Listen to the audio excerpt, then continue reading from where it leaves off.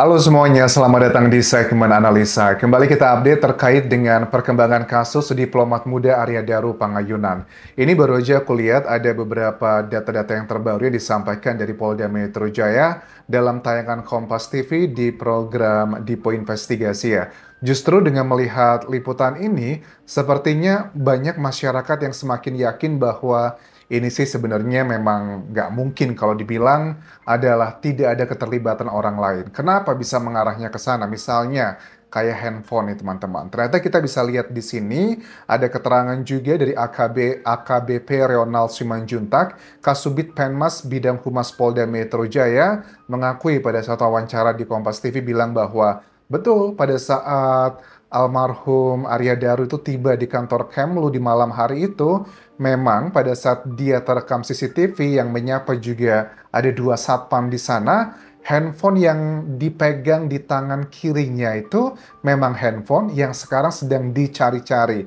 Mereknya kalau nggak salah itu adalah Samsung. Nah, dari sini aja kita semakin yakin bahwa, waduh, kok ternyata handphonenya di CCTV terakhir pun pada saat dia berada di kantor Kemlu dari Grand Indonesia, itu dibawa loh. Jadi, itu adalah satu hal yang semakin menguatkan bahwa dugaan sangat kuat ini ada unsur pidananya. Bahkan juga terkait dengan ekspresi-ekspresi wajahnya almarhum ya, walaupun ini tidak serta-merta bisa mensupport data bahwa ini tidak ada unsur, ini memang pure tidak ada unsur pidana atau ada unsur pidana. Maksudnya gimana? Karena dengan background Arya Daru adalah sukunya Jawa, jadi kan kadang itu apa yang terlihat di cermin di luar belum tentu adalah cerminan dari dalamnya. Maksudnya gimana? Misalnya pada saat disapa oleh satpam di kantor Kemlu itu kan kelihatan ramah, senyum, bahkan ada beberapa kali senyuman pada saat belanja di Grand Indonesia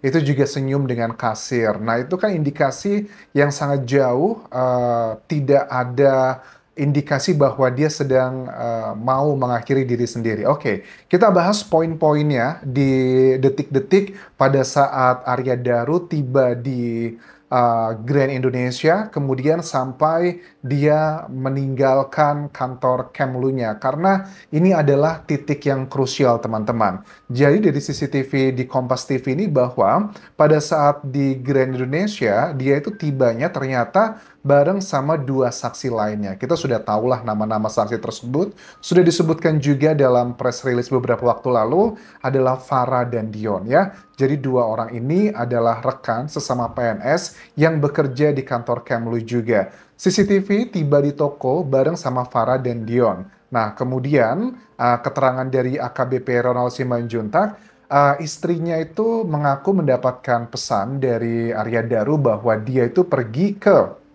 GI katanya sendirian. Kalau aku tangkap di sini interpretasi kenapa Kasubit Penmas Bidang Humas Polda Metro Jaya ini menjelaskan isu ini, dugaannya adalah karena pengen menyampaikan ke publik kayaknya ADP ini bohong sama istrinya. Dia bilangnya ke Grand Indonesia sendirian, tetapi ternyata ada Farah dan juga Dion. Itu adalah interpretasi yang aku tangkap dari keseluruhan tayangan tersebut.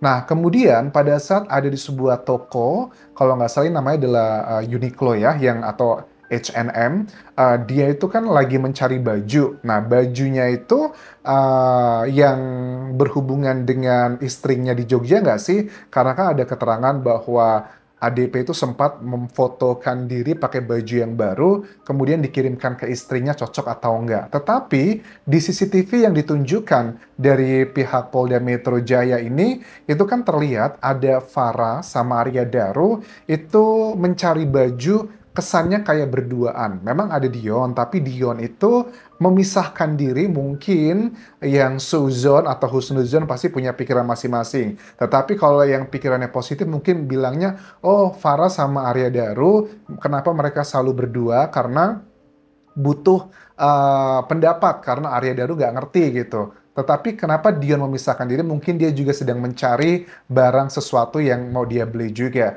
Tetapi dari rangkaian CCTV yang aku lihat belanja, kayaknya cuman Arya Daru aja ya. Karena yang bawa bingkisan terlihatnya cuma Arya Daru. Kita nggak tahu ya, siapa tahu belanjaannya dimasukin ke tas. Karena kan zaman sekarang kalau belanja nggak banyak, kan orang juga males ya ngeluarin duit buat beli plastik kertas yang seperti itu. Nah, kemudian setelah itu kan Farah terlihat mencoba mengecek dan memilihkan baju untuk Arya Daru, bahkan nyocokin dan sebagainya. Aku juga penasaran di menit keberapakah Arya Daru mengirimkan foto ke istrinya di Jogja. Karena ada salah satu baju yang dibeli juga, kalau nggak salah itu juga ada di lokasi kos-kosannya Arya Daru. Walaupun ada sebagian yang tertinggal di lantai 12, tepatnya itu di tangga daruratnya. Nah, kemudian Dion dan juga Arya Daru itu setelah selesai belanjanya, mereka menuju tempat makan. Sementara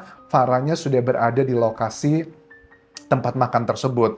Nah, dengan adanya CCTV ini kok semakin berhubungan dengan pesan terakhir yang dugaannya adalah salah kirim pesan.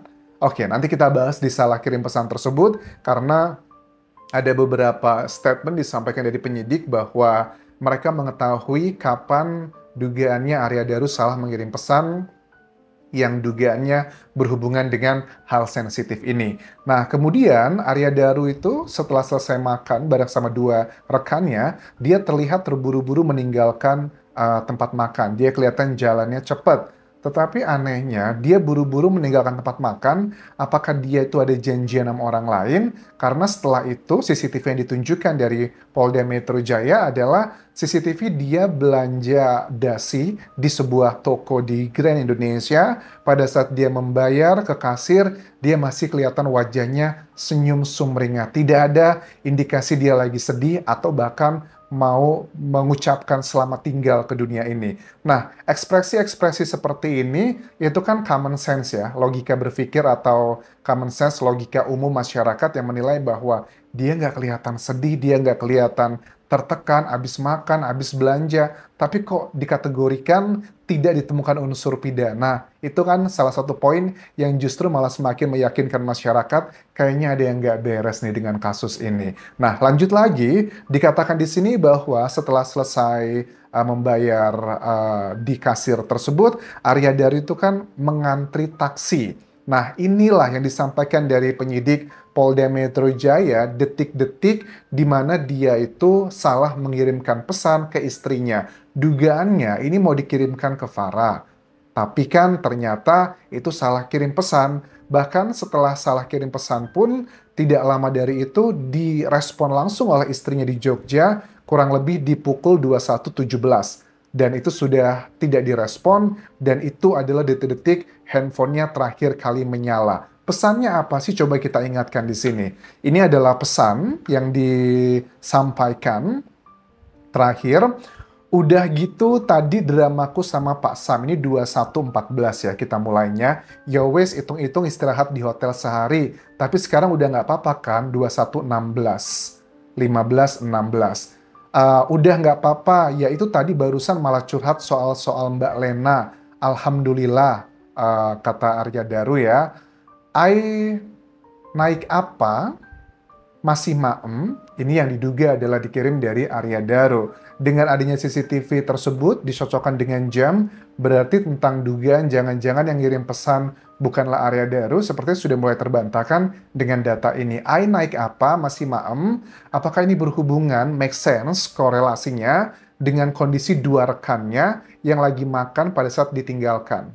Nah, kemudian istri dari Arya Daru di Jogja langsung merespon di pukul 21.17, nggak lama dari itu, sayang WA siapa gitu. Voice call dari istri Daru di Jogja sudah tidak terangkat lagi. Dan di situ adalah menurut keterangan penyidik, handphone Arya Daru itu dimatikan. Nah, tetapi bagaimana dengan CCTV yang menunjukkan pada saat dia datang ke kantor Kemlu, handphonenya masih ada. Dan dugaannya itu juga sudah nggak diaktifkan. Nah, setelah selesai chat tersebut teman-teman, kan Arya Daru terlihat di CCTV itu masih mengantri cukup panjang untuk naik taksi. Nah, dalam keterangan penyidik juga dikatakan driver taksi sudah diperiksa. Driver taksi bilang katanya baru jalan 5 menit atau beberapa menit. Arya Daru tuh awalnya bilangnya mau ke Bandara Soweto, Soekarno-Hatta. Kemudian 20 meter sampai 30 meter kemudian merubah katanya pindah aja, nggak jadi Pak, nggak jadi ke Soweto tapi ke kos-kosannya di Gondang Dia. Habis itu terakhir dipindah lagi tujuannya menuju ke kantor Kemlu. Itu adalah keterangan dari driver taksi. Nah, tapi kan dengan adanya hal-hal yang nggak wajar yang terjadi detik-detik sebelum Arya Daru ditemukan sudah berpulang, itu kan kita melihat bahwa dia kelihatan masih baik-baik aja gitu ya. Dia kelihatan senang, dia kelihatan masih ramah dengan orang yang menyapanya.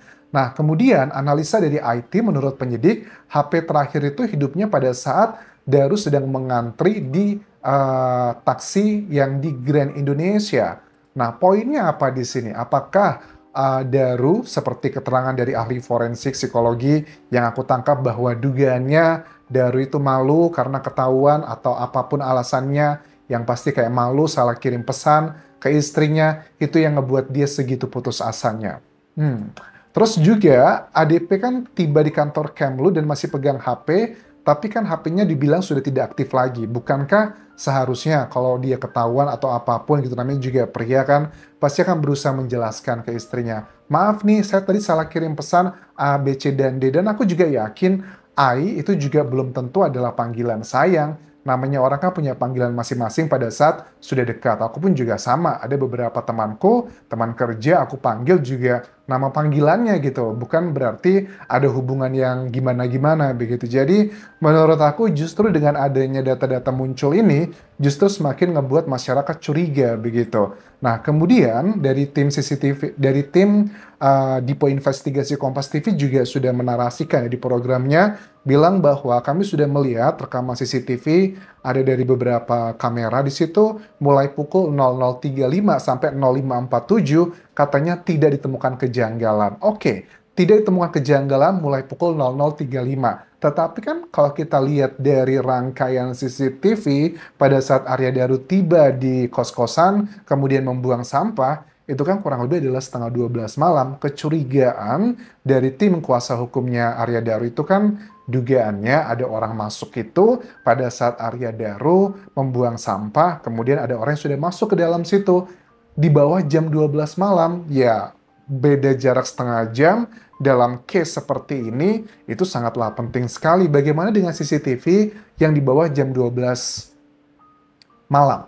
Apakah sudah ditunjukkan juga? Jadi kalau justru dengan, aku sih menangkap dari keterangan penyidik dari Polda Metro Jaya, mereka sangat yakin sekali bahwa ini tidak ada unsur pidananya sampai sekarang. Bahkan mengundang keluarga Arya Daru kalau memang pengen mengetahui lebih banyak, diminta datang ke Polda Metro Jaya, nanti akan dipaparkan semuanya. Jujur, memang kalau secara kasat mata, sepertinya apa yang disampaikan tim penyidik itu masuk akal, ada supporting datanya. Tetapi secara common sense, dengan ekspresi Daru yang lagi bahagia, habis belanja, makan-makan, mau dinas di tempat yang boleh dibilang adalah diidam-idamkan oleh rekan-rekan kerjanya, banyak hal-hal bahagia dan menyenangkan sedang menanti dia, itu loh yang menjadi salah satu poin menjadi common sense masyarakat. Masa sih dia melakukan itu semua? So, sementara ini dulu yang bisa aku update mengenai kasus dari Arya Daru Pangayunan. Kalau ada update terbaru silakan bisa sampaikan informasinya ke Instagramku ataupun juga TikTok serta Facebook pageku Dian Jas Asmara. Sampai jumpa semuanya. Bye.